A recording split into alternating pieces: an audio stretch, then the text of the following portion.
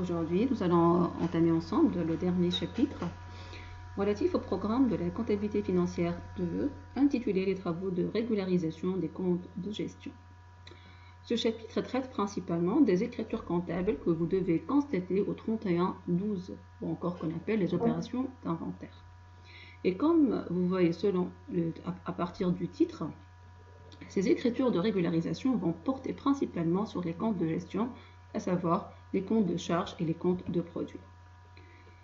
Ce chapitre se base principalement sur un principe comptable basique, à savoir le principe d'indépendance des exercices comptables.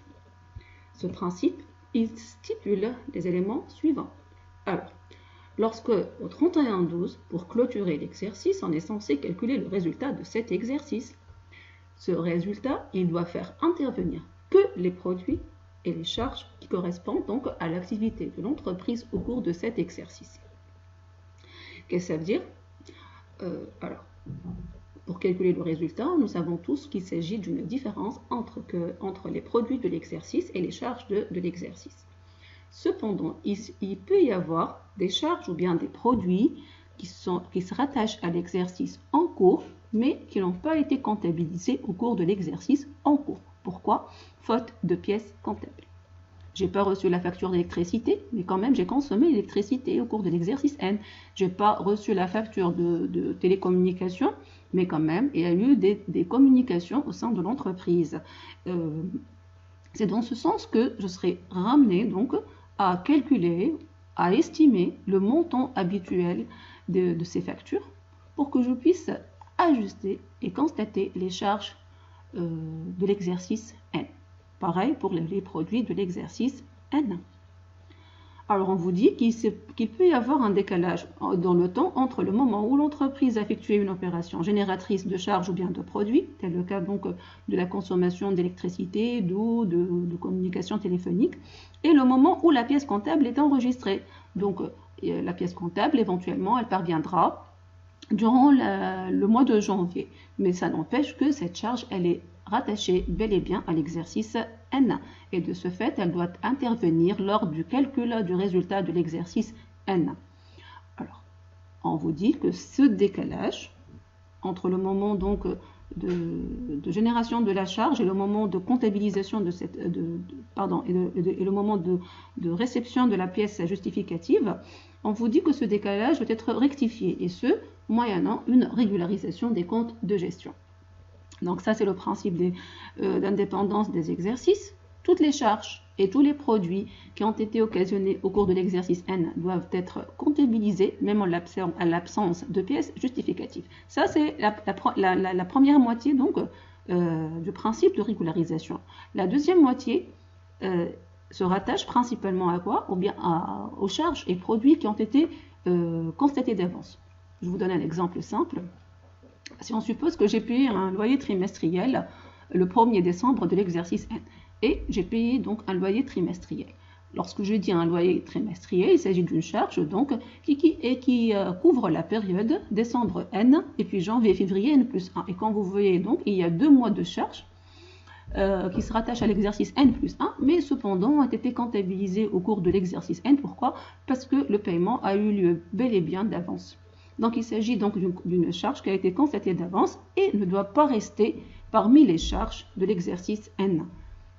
Donc ça, c'est la deuxième moitié du principe d'indépendance des exercices, tels que les charges et les produits qui se rattachent à l'exercice suivant. Alors qu'elles ont été comptabilisées au cours de l'exercice N, on doit donc les contrepasser ou bien les annuler de la sorte que rien que les charges et les produits de l'exercice N interviennent lors du calcul du résultat de l'exercice N. Ainsi donc, tout simplement, les comptes de charges et de produits à la clôture de l'exercice, j'insiste, il s'agit donc d'une opération d'inventaire au 31-12. Toutes les opérations que nous allons voir maintenant, les écritures de régularisation, bien sûr, seront constatées au 31-12 et elles se rattachent à une régularisation, une opération de régularisation des charges et des produits de l'exercice. Voici donc une autre reprise donc, du principe d'indépendance. Toutes les charges et tous les produits résultant de l'activité de l'exercice. Donc c'est cette première partie par rapport à l'estimation des charges et des produits qui n'ont pas été comptabilisés faute de pièces justificatives. Et puis, on vous dit également rien que les charges et les produits résultant de l'activité de l'exercice, à savoir l'excédent de charges et de produits qui ont été comptabilisés au cours de l'exercice N, alors qu'ils se rattachent à l'exercice N plus 1, doivent être donc annulés ou bien diminués et reportés pour l'exercice N plus 1. Comment donc effectuer ces régularisations? Il y a lieu donc de faire la distinction entre ce qu'on appelle les charges à payer, les produits à recevoir, et puis l'autre catégorie des charges et des produits constatés d'avance. On vous dit une charge ou un produit est connu avec certitude à la clôture de l'exercice, mais la pièce comptable de base ne sera enregistrée qu'au cours de l'exercice suivant. Donc ça, c'est la première moitié donc, de la régularisation par rapport aux charges aux produits qui n'ont pas été comptabilisés faute de pièces justificatives. On procède à une estimation et on les comptabilise. Il s'agit donc des charges à payer, ou bien s'il s'agit d'un produit, ça sera un produit que nous allons recevoir. La deuxième moitié du principe se rattache donc à une charge ou bien un produit qui a été comptabilisé au cours de l'exercice en cours. Cependant, cette charge ou bien ce produit doit être rattaché à l'exercice suivant. C'est l'exemple donc du loyer qui a été payé d'avance. Donc, on parle là de la catégorie des charges et des produits qui ont été constatés d'avance. Nous allons commencer donc par la première moitié donc, de cette hypothèse ou bien de ce principe, à savoir la comptabilisation des charges à payer et des produits à recevoir. Qu'en est-il des charges à payer? Les charges à payer sont des charges qui concernent l'exercice, mais qui ne seront définitivement comptabilisées qu'après la clôture de l'exercice. Pourquoi? Ça peut être suite à l'absence d'une pièce justificative, c'est-à-dire la pièce en question va parvenir à l'entreprise suite à la clôture. C'est l'exemple de la facture d'électricité que j'ai cité tout à l'heure.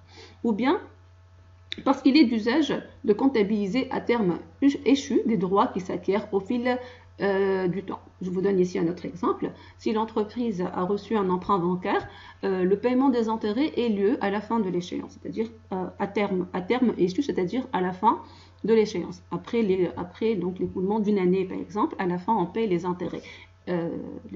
Donc, dont une partie peut être associée à l'exercice en cours. À l'inventaire, quel est le schéma comptable donc, de cette charge à payer? On débite un compte de charge parce qu'il s'agit d'une charge qui se rattache à l'exercice en cours, moyennant un compte qui fait apparaître une dette qui sera payée ultérieurement, soit au cours de l'exercice suivant. Nous sommes d'accord qu'une charge moyennant un compte de dette, telle l'acquisition par exemple fournisseur. Ok? La régularisation consiste à augmenter les charges de l'exercice. Donc, nécessairement, je vais avoir au débit donc un compte de charge. Qu'est-ce que je vais avoir au crédit? Donc, j'ai dit naissance d'une dette. Donc, nous allons débiter les comptes correspondants des montants imputables à l'exercice et non encore comptabilisés, à savoir des montants estimés. Cette imputation étant définitive. Pourquoi? Parce que la charge en question, elle sera utilisée ultérieurement ou bien lors de calcul du résultat de l'exercice. Je vais donc l'intégrer parmi l'ensemble des charges de l'exercice pour constater le résultat de cet exercice. Donc la charge devient et restera une charge de cet exercice. Donc, je vais détailler davantage cette notion donc, de charge débit et un compte de dette au crédit. La régularisation donc consiste à augmenter les charges de l'exercice. Ça revient à débiter les comptes correspondants des montants imputables à l'exercice et non encore comptabilisés. Tandis que, en contrepartie, on crédite un compte de dette potentiel, c'est-à-dire la charge que j'allais payer, à savoir la consommation d'électricité pour la STEC, la consommation d'eau pour la SENED, donc le compte de fournisseur de services ou bien de fournisseur d'exploitation à approprier. Et ce, suite à l'absence d'une pièce justificative. On vous dit donc les comptes de charges à payer, à savoir les dettes potentielles, se rattachent aux comptes de tiers. Il y en a une panoplie de comptes de charges à payer que des comptes de tiers. Quand vous voyez ici, j'essaie de récapituler, mais ce sont des exemples, c'est pas une liste exhaustive, les comptes de charges à payer qui se rattachent aux comptes de tiers et dans le chiffre, le numéro de compte, donc fait apparaître le chiffre divisionnaire 8. Quand on dit le chiffre divisionnaire, c'est-à-dire le troisième chiffre ça sera un 8. À chaque fois que vous trouvez un numéro de compte avec un chiffre 8, un chiffre divisionnaire 8, donc vous devez conclure qu'il s'agit d'un compte de charge à payer.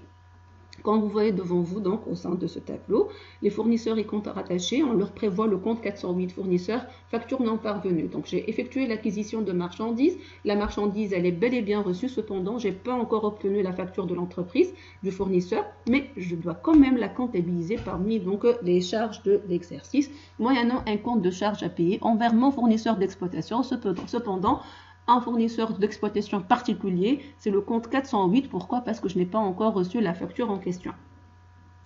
Pareil pour le personnel de l'entreprise. Là, je vais ouvrir une petite parenthèse. Quand vous voyez ici, il y a un renvoi de bas de page. Là, on vous dit que l'entreprise elle est tenue de payer donc les congés payés pour son personnel. Chaque salarié, il a droit à un congé payé pour chaque mois de travail effectué, il a droit à un certain nombre de jours de congés payés. Mais si jamais l'employé il n'a pas pris ce congé, c'est-à-dire il n'a pas bénéficié de ce congé, supposons qu'il avait droit à 30 jours de congé et il n'a pris de congé que 20 jours. Les 10 jours restants donc seront facturés en tant que charge à payer, c'est-à-dire l'employé a le droit de les recevoir, les dizaines de jours de congés payés qu'il n'a pas profité, desquels il n'a pas profité, il a le droit de les percevoir en tant qu'une somme d'argent. Ok, donc c'est pour ça qu'on retrouve ici une charge à payer par rapport au personnel. Pour l'État, c'est pour constater principalement les charges fiscales, les retenues à la source qui s'associent à ces congés payés. Et enfin, les débiteurs créditeurs divers, ce sont les organismes sociaux, à savoir la CNSS et la CNRPS. Voilà. Nous allons utiliser principalement le compte 408, fournisseur facture non parvenue, en ce qui concerne les charges à payer associées au compte fournisseur d'exploitation. Voici un petit exemple. Donc, nous avons acheté des marchandises. Ces marchandises ont été reçues, donc ils font partie du stock final. Cependant, on n'a pas reçu de facture. Le montant hors taxe étant de 1200 dinars à peu près, et la TVA étant de 19%. Donc, comptablement, au 31-12, j'insiste, ce sont des opérations d'inventaire, donc on doit les constater au 31-12. Je vais débiter un compte de charge. Pourquoi? Parce qu'il s'agit d'une acquisition effective de marchandises. Et je vais constater la TVA déductible. Cependant, ça ne sera pas une TVA déductible. Pourquoi? Parce que ça, c'est un principe fiscal. Vous n'avez pas le droit de comptabiliser les taxes, que ce soit déductibles ou bien collectées, en l'absence d'une pièce justificative. Vous devez avoir une pièce, c'est-à-dire la facture ici, pour bénéficier de la déduction ou bien de la collecte de la TVA. Sur ce, en l'absence de pièces, nous allons recourir à un compte de TVA spécifique, le compte d'attente ou encore un compte de TVA à régulariser. Donc le compte 4368, comme vous voyez ici encore une fois la racine 8. Pourquoi? Pour dire qu'il s'agit donc de quelque chose qui se rattache à une écriture de régularisation, à une charge à payer ou bien un produit à recevoir. Ceci étant, pour les mouvements débit, quant au mouvement crédit, tout simplement, je vais créditer le compte fournisseur, mais c'est un fournisseur particulier qui fait apparaître la charge à payer suite à l'absence d'une facture. Voilà, un deuxième exemple que j'ai cité dès le départ, à savoir la quittance d'électricité de novembre et décembre qui n'a pas été reçue par l'entreprise à la date d'inventaire et on estime le montant à 150 dinars. J'ai bien dit on estime, on ne peut connaître le montant avec exactitude. Ce sera une estimation. Donc, on constate quand même la consommation d'électricité, à savoir l'achat non stocké, donc, pour le montant hors taxe. Également, on utilise le compte de TVA régularisé parce qu'on n'a pas de pièce justificative et par le crédit du compte fournisseur d'exploitation facture non parvenue pour la valeur TTC. Quand vous voyez, c'est le compte 408.1. Maintenant, je vais traiter un cas particulier, mais c'est par rapport aux intérêts courus, c'est par rapport aux emprunts bancaires. Alors, si l'entreprise a contracté un emprunt bancaire, la procédure sera la suivante. On va payer un certain pourcentage d'intérêt par rapport à la valeur principale en termes du montant restant dû. C'est-à-dire, si j'ai pris un emprunt bancaire pour 50 000 dinars et on suppose que le taux d'intérêt il est de 7%, l'entreprise elle est tenue de payer la première année un intérêt pour 3 500 dinars. Cependant, l'intérêt en question, il sera payé à la fin de la première échéance. Il ne sera pas payé en avance. Et du coup, qu'est-ce que je vais avoir? Je vais avoir donc au 31-12 une certaine somme d'intérêt qui se rattache à l'exercice N. Cependant, le paiement aura lieu au cours de l'exercice N plus 1. Alors, toujours, par respect au principe de rattachement des charges au produit, à savoir le principe d'indépendance des exercices, je dois faire apparaître la charge d'intérêt relative à l'exercice N, mais qui sera réglée en N plus 1. On calcule le montant de la charge comme je viens de le faire maintenant. Donc j'ai dit 3500 dinars et ça correspond à 12 mois d'intérêt. Mais si on suppose par ailleurs que les 3500 dinars, ou bien l'emprunt en question, elle a été contracté donc fin juin N. Donc il y a 6 mois d'intérêt qui se rattachent à l'exercice N. Donc je vais avoir la moitié des intérêts que je dois comptabiliser en tant qu'intérêt couru. Le compte 508 que vous voyez devant vous ici au crédit, intérêt couru, c'est le compte de charges à payer. Ce sont des charges financières que l'entreprise elle doit payer en N plus 1. Mais qui, dans la moitié, comme l'exemple que je viens de prendre était pour le 30 juin, dans la moitié se rattache à l'exercice N et on doit ainsi débiter le compte de 65 charges d'intérêt pour cette moitié des charges financières. Cependant, j'attire également votre attention à l'écriture de reclassement. Comme vous voyez ici, j'ai prévu 2 écritures. La deuxième, c'est par rapport à l'écriture de reclassement. Qu'est-ce que ça veut dire reclassement? On l'a vu donc pendant le cours de comptabilité financière 1. Lorsque j'ai un emprunt qui sera réglé sur plusieurs échéances d'un montant égal, au 31/12, on doit reclasser l'échéance à moins d'un an. L'échéance à moins d'un an qui sera réglée sur une période inférieure ou égale à une année. Donc on reclasse l'échéance à moins d'un an par rapport au montant principal de l'emprunt. Ainsi, on débite le compte emprunt non courant par le crédit du compte échéance à moins d'un an sur emprunt non courant pour l'échéance. Pour le 1/5e, si le règlement aura lieu sur 5 ans, pour le 1/10e, si le règlement de l'emprunt aura lieu sur 10 ans, etc. Donc, ceci étant par rapport au cas particulier du compte charge à payer, le compte intérêt couru, associé aux intérêts sur emprunt non courant. Maintenant, après avoir constaté les écritures de régularisation 31/12 de l'exercice N, j'ai déjà dit ça en classe, le 1er janvier, toutes les écritures, sans exception, toutes les écritures de régularisation doivent être extournées. À savoir, il y a lieu, le 1er janvier N plus 1, de contrepasser les écritures de régularisation. Qu'est-ce que ça veut dire extourner, contrepasser? Les écritures, donc les montants qui ont été, les comptes qui ont été débités doivent être crédités, les comptes qui ont été crédités doivent être débités. Ça, c'est la première étape. Donc le 1er janvier, on extourne l'écriture de régularisation. On va retrouver ici le compte de charge à payer au débit et le compte de charge au crédit. Par la suite, la deuxième étape, lorsque la facture parvient à l'entreprise, la pièce justificative, on constate l'écriture comptable dans les règles de l'art. Achat, TVA déductible, fournisseur d'exploitation. On constate l'écriture intégrale à la réception de la pièce justificative. Donc, ceci étant par rapport au traitement des écritures de régularisation lors de la réouverture des comptes, à savoir le 1er janvier N plus 1. Alors, cette remarque, elle est valable pour toutes les écritures de régularisation qui se rattachent à que nous allons voir tout au long de ce chapitre, à savoir les écritures de charges à payer, de produits à recevoir, de charges constatées d'avance et de produits constatés d'avance. À chaque fois que vous constatez une écriture de régularisation, systématiquement, le 1er janvier, il y a lieu d'extourner, de contrepasser ces écritures. C'est pour ça que je vous ai dit en classe que les écritures de régularisation ont une durée de vie d'1 jour. On passe maintenant à la notion des produits à recevoir. C'est le même principe que les charges à payer. Donc on vous dit que ce sont des produits acquis à l'entreprise. C'est le droit de l'entreprise. Cependant, le montant n'a pas été comptabilisé dans les comptes appropriés. Pourquoi? Parce que soit on n'a pas une certitude par rapport au montant de ce produit. Alors, comme on a parlé tout à l'heure des charges à payer, on a dit qu'il s'agit d'une dette potentielle. Pour les produits à recevoir, on parle des quasi-créances. Donc, ce sont des quasi-créances. Ce sont des créances de l'entreprise. C'est le droit de l'entreprise de les percevoir. Cependant, leur perception aura lieu donc en N plus 1, alors qu'ils se rattachent à l'exercice actuel. Le schéma comptable donc consiste à constater un produit au crédit, parce qu'il s'agit d'un produit en fait, et de débiter un compte de créance. Il s'agit donc d'un compte de quasi-créance. L'écriture de régularisation a abouti donc à créditer en fin d'exercice un compte de produit afin d'influencer le résultat du montant de ce produit. Donc il s'agit d'un produit de l'exercice N qui doit intervenir lors du calcul du résultat de l'exercice N. Pareil, comme on a vu tout à l'heure pour les charges à payer, il y en a une panoplie donc de comptes de charges à payer associés au tiers et il y en a également une panoplie de comptes de produits à recevoir associés donc aux quasi-créances.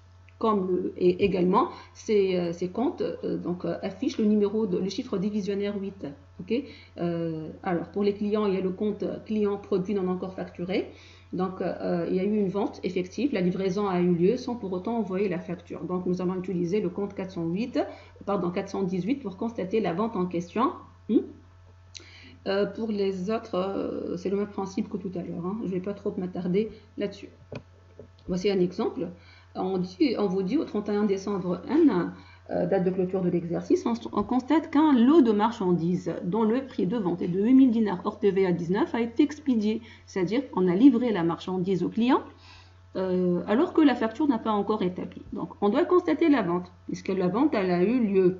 On doit constater également la TVA, sauf que cette TVA, ce n'est pas une TVA collectée, ça sera une TVA régularisée. Pourquoi? Par respect du principe fiscal. On peut comptabiliser une TVA déductible ou bien une TVA collectée en l'absence d'une pièce justificative. Le tout maintenant par le compte de produits à recevoir spécifique au compte client, à savoir le compte 418 client facture à établir. Je vais également évoquer le cas particulier donc, du compte produit à recevoir associé aux intérêts courus. Les intérêts courus qui se rattachent aux prêts non courants. Tout à l'heure, on a vu donc les emprunts non courants lorsque l'entreprise a contracté un emprunt. Maintenant, nous allons voir les produits à recevoir qui se rattachent aux intérêts suite au fait que l'entreprise a accordé un prêt. Donc il s'agit d'un produit financier, cependant qui n'a pas été comptabilisé. Pourquoi? Parce que le paiement aura lieu ultérieurement à l'échéance. Par respect du principe d'indépendance des exercices, on doit quand même rattacher ce produit financier au produit de l'exercice lors du calcul du résultat de l'exercice N. Comment procède-t-on? Donc, comment nous allons procéder? Nous allons utiliser le compte de produit à recevoir spécifique, à savoir les intérêts courus à recevoir. Si vous vous rappelez, tout à l'heure, on a vu le compte 508, intérêts courus, qui se rattache aux charges financières. D'accord? Cette fois-ci, nous allons voir le compte 518 qui se rattache aux produits financiers à recevoir. Donc, au 31-12, puisqu'il s'agit d'une écriture de régularisation, donc une écriture d'inventaire, on constate le produit financier pour les intérêts de la période associée à l'exercice N, et généralement, ça sera donc en respectant le principe du prorata temporis, et en débitant le compte de produit à recevoir approprié, à savoir le compte 518, intérêts courus. Également, j'attire votre attention sur l'écriture de reclassement de l'échéance à moins d'un an sur les prêts non courants. La partie à moins d'un an qui devient donc exigible sur une période inférieure ou égale à une année doit être reclassée par rapport du montant global du prêt non courant. Pareil, comme tout à l'heure, nous avons dit que le traitement comptable donc, des produits à recevoir lors de la réouverture des comptes, c'est-à-dire lors de l'exercice suivant, systématiquement, vous devez extourner le 1er janvier N. Nécessairement, on doit extourner les écritures de régularisation qui se rattachent aux produits à recevoir. Extourner, donc ça revient tout simplement à débiter le compte de produit et à créditer le compte de quasi-créance ou bien de produits à recevoir que nous avons utilisé. Juste après, lorsque la pièce justificative elle sera disponible à la réception donc, de la pièce comptable, on passe l'écriture comptable dans les règles de l'art. Si je reprends l'exemple donc de la vente, je vais donc constater l'écriture, vente de marchandises, TVA collectée, client. Je reprends l'écriture classique. On passe maintenant à la troisième section qui traite de la comptabilisation des charges et des produits constatés d'avance. Alors, encore une fois, j'ouvre une parenthèse. Tout à l'heure, j'ai dit que pour les produits à recevoir et les charges à payer, il s'agit de charges et de produits de l'exercice actuel. Cependant, en la pièce comptable, je n'ai pas pu les comptabiliser. On procède à une estimation pour que je puisse les constater. À l'inverse maintenant, pour les charges et les produits constatés d'avance, ce sont des charges et des produits qui ont été constatés pendant l'exercice N. Cependant, il y en a une partie qui se rattache à l'exercice N+1 que nous devons éliminer, que nous devons donc annuler. Pourquoi? Pour qu'elle soit donc comptabilisée pendant l'exercice N+1. Ainsi, le résultat de l'exercice N tiendra compte seulement des charges et de produits, et rien que des charges et de produits de l'exercice N. Donc, on vous dit, ce sont des charges enregistrées pour les charges constatées d'avance. Ce sont des charges enregistrées. Donc, elles sont déjà comptabilisées. OK? Alors que les charges à payer, les produits à recevoir, nous allons procéder à une estimation pour pouvoir les comptabiliser. Donc, ce sont des charges qui ont été enregistrées. Cependant, la prestation ou la fourniture correspondante n'interviennent qu'ultérieurement, c'est-à-dire l'année prochaine. Il faut donc les extraire, les annuler des comptes de charges correspondants. Donc, je vais annuler une partie de la charge. C'est pour ça que vous trouvez le compte de charge au crédit, moyennant un compte de créance. Pardon, c'est un compte de créance, soit le compte 471, charges constatées d'avance. Quel est l'objectif de cette écriture? C'est d'ajuster les charges. Ça peut porter sur les stocks de fournitures de bureau, sur les timbres postaux, fiscaux, sur tout ce qui est loyer, primes d'assurance, etc. Donc, l'essentiel ici que vous devez retenir, je vais amoindrir, diminuer un compte de charge moyennant le compte charge constaté d'avance. Voici l'exemple. Le 1er octobre, l'entreprise a réglé le loyer du local commercial pour la période du 1er octobre N au 30 septembre N+1. Le montant s'élève à 9 000 dinars. Comme vous voyez, donc j'ai octobre, novembre, décembre, 3 mois de loyer pour l'exercice N, et tout le reste pour l'exercice N+1. Donc ça va de soi que le 31 décembre N, il s'avère que l'entreprise a payé d'avance 9 mois de loyer que nous devons donc extraire, que nous devons annuler pour les comptabiliser ultérieurement pendant l'exercice N+1. Tout calcul fait, on trouve 6 750 dinars d'un total par rapport au total de 9 000 dinars de charges constatées d'avance. L'écriture de régularisation en fin d'exercice au 31/12 revient donc à débiter le compte 471 par le crédit du compte location. Pourquoi? Parce que la location qui a été enregistrée au préalable était donc en excès. Bien sûr, systématiquement, comme j'ai dit tout à l'heure, à l'ouverture des comptes au 1er janvier N+1, cette écriture devra être contrepassée ou encore extournée. Elle n'a plus de raison d'être. On passe maintenant au principe des produits constatés d'avance, qui est le même principe. Ce sont des produits constatés au cours de l'exercice N, mais qui concernent les exercices suivants. Donc, comptablement, je dois annuler une partie de ce produit. Donc, on débite un compte de produit, moyennant un compte de régularisation, qui est un compte de produit. Pardon, ici, ce n'est pas un compte de produit à recevoir, c'est un compte de produit constaté d'avance. L'objectif étant donc d'ajuster les produits. L'écriture de régularisation, ainsi comptabilisée au 31/12, fera l'objet d'une contrepassation systématique lors de la réouverture des comptes, c'est-à-dire au 1er janvier de l'exercice suivant. Voici donc les étapes. Moyennant un exemple, le produit provenant de la location annuelle d'une machine a été encaissé d'avance. Donc, on a reçu le paiement de ce loyer en avance le 1er novembre N. Au 31 décembre N, la facture n'a pas été établie, le montant étant de 15 000 dinars. Le loyer, il s'agit d'un produit pour l'entreprise, produit des activités annexes. Il a été encaissé en avance. Lors de l'inventaire, il y a lieu de constater donc la partie perçue d'avance, soit 10 mois de loyer. Donc, nous allons réduire en débitant le compte de produit des activités annexes, l'excès de loyer perçu de façon inutile, moyennant le compte de produit constaté d'avance, à savoir en crédit le compte 472. Lors de la réouverture des comptes, il y aura une écriture d'extourne de l'écriture d'inventaire, de régularisation. On crédite le compte 472 et on débite le compte de